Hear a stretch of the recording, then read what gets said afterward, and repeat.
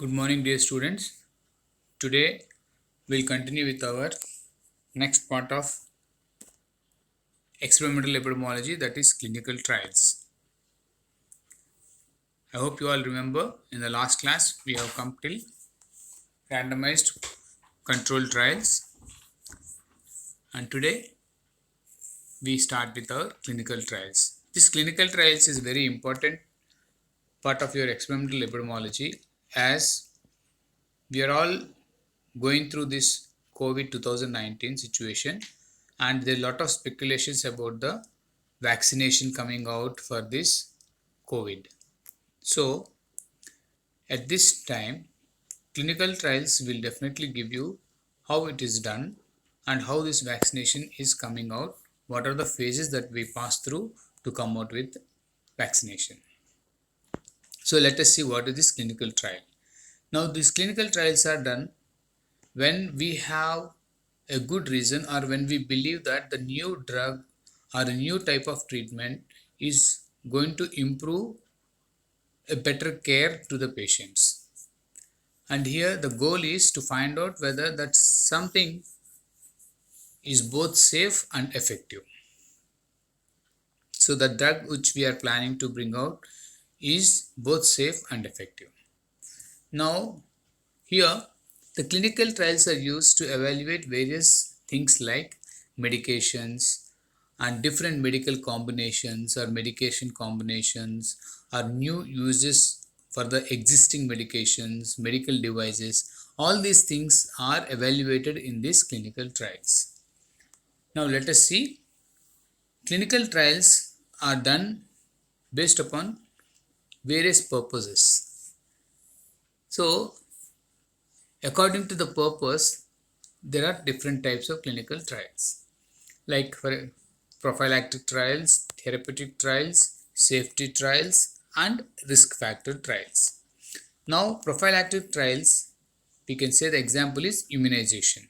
So, we take immunization as a prophylactic measure. Now, therapeutic trials are, as it says, therapeutic, it is a therapy. So, either it is drug treatment or surgical procedure that we undertake. Third is safety trials. So we want to find out whether that particular drug is safe, it does not have any side effects. So here we do something called as safety trials. For example, oral contraceptives. The next is risk factor trials. So we all know there are many risk factors for the current diseases that we are happening. For example, if you say smoking is a risk factor for oral cancer. So what we do, we control that risk factor to avoid the occurrence of the disease. So we take up risk factor trials here. Here we should know there are many ethical and administrative problems, technical problems that we come across when we conduct clinical trials. But clinical trials are definitely a powerful tool, and they should be carried out before any new procedure or any new therapy is to be introduced. So it is mandatory to go through the clinical trial. Now, here clinical trials are done in several phases, where in each phase we ask different kind of a question, and each phase is built on the result of the previous phase. Now, before clinical trials, tests and treatments are assessed in preclinical research. So this preclinical research is not done on people, and if the preclinical research is promising, and then only we can move forward to clinical trial, and then we see how well it works in the humans. So let us see what is this preclinical phase.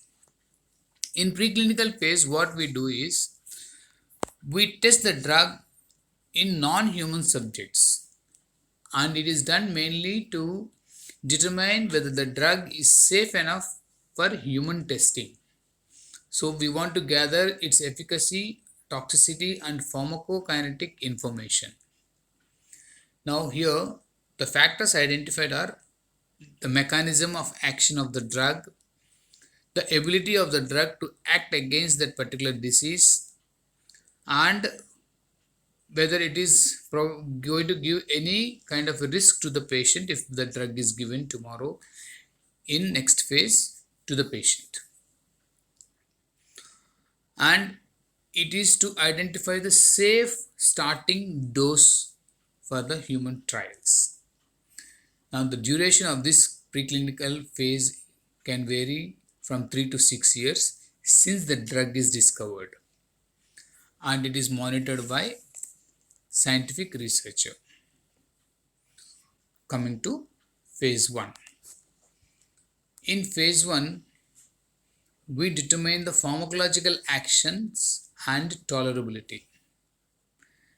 Now, this testing of drug is done mainly on healthy volunteers for the safety or targeted disease like tuberculosis, cancer. And we generate pharmacodynamics here, that is side effects, desired effect, mechanism of action of the drug, and pharmacokinetics, that is absorption, distribution, metabolism, and elimination of the drug data on humans. And small sample size is involved here, usually intense, that is maybe 20 to maximum 100. Usually it is not more than 20 to 30 also.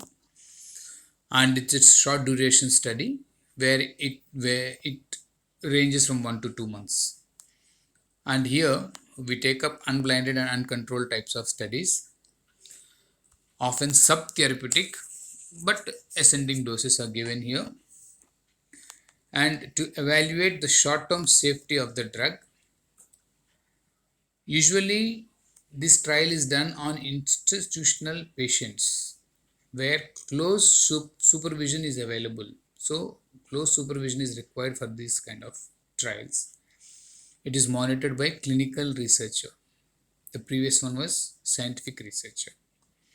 According to the FDA, approximately 70% trusted medications move on to phase 2. Now what is phase 2? Now phase 2 is to evaluate the safety and efficacy of the drug or any device that we are planning to test.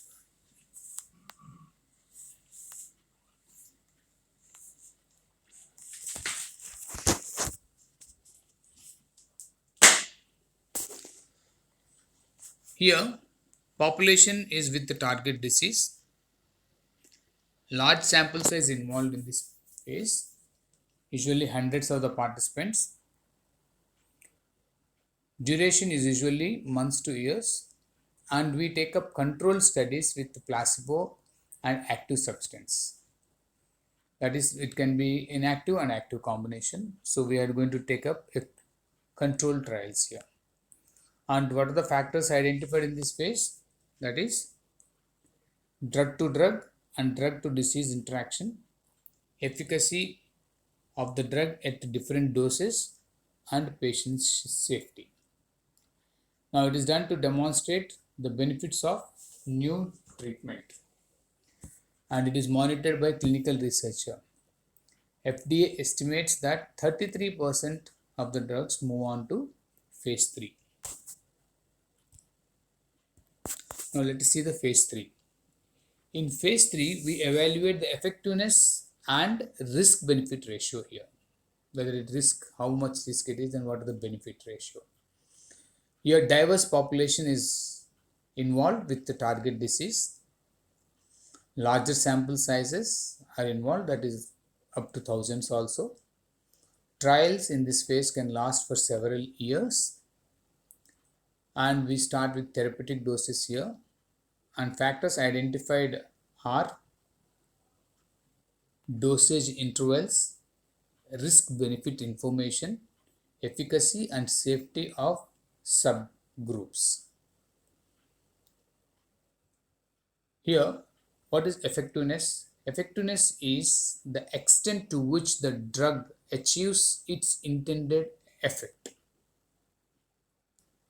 Randomized and controlled trials are undertaken in this phase.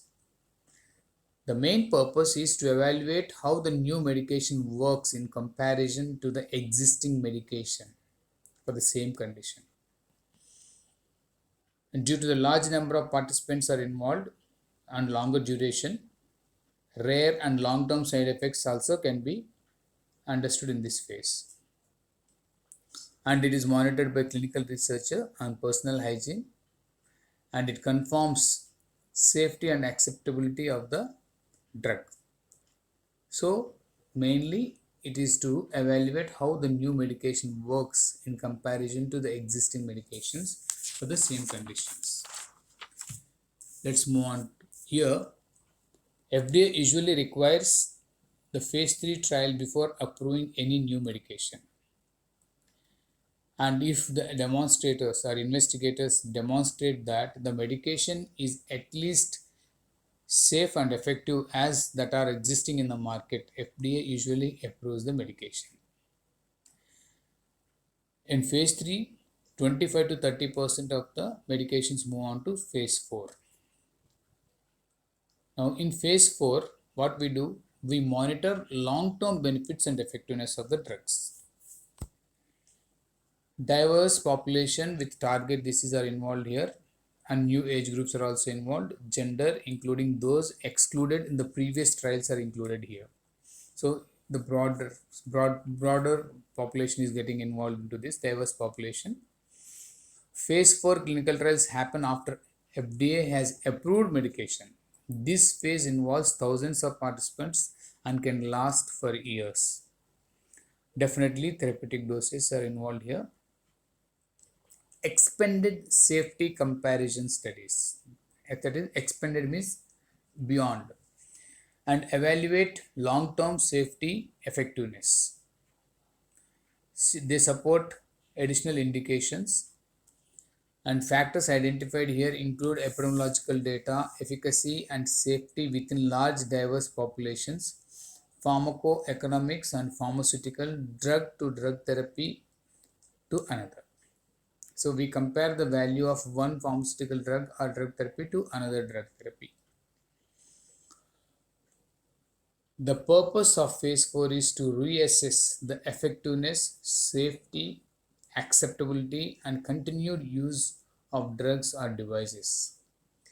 Phase 4 is monitored by personal physician. Coming to the summary, the drug development process will normally proceed through all these phases for many years. And if the drug is successfully passing through phase 1, phase 2 and phase 3, it will be usually approved by the regulatory authority, national regulatory authority, for use in general population. Phase 4 are post-approval studies, what we do now. Now clinical trials are, or maybe their individual phases, are very important part of the clinical research. They allow the safety and effectiveness of new drugs or treatments to be properly assessed before approved for use in general public. So tomorrow, if our COVID vaccine is coming up, it has to pass through all these phases. If they are trying the drug that is already existing, then they will skip the preclinical and they will move on to phase 1 and phase 2. And in the phase 1, phase 2, if it is over, then it comes to phase 3.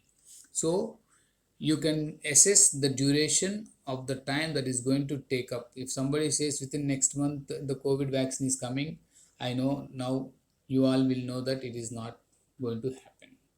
It has to pass through all these phases before it comes to the, only by phase 3 they can get the approval. After phase 3 only the approval will come, so that then only it can be tried on human populations.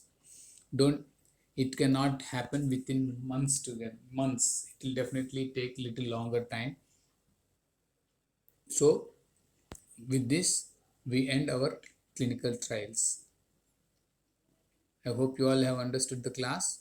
If any doubts are there, please get back to me. Thank you.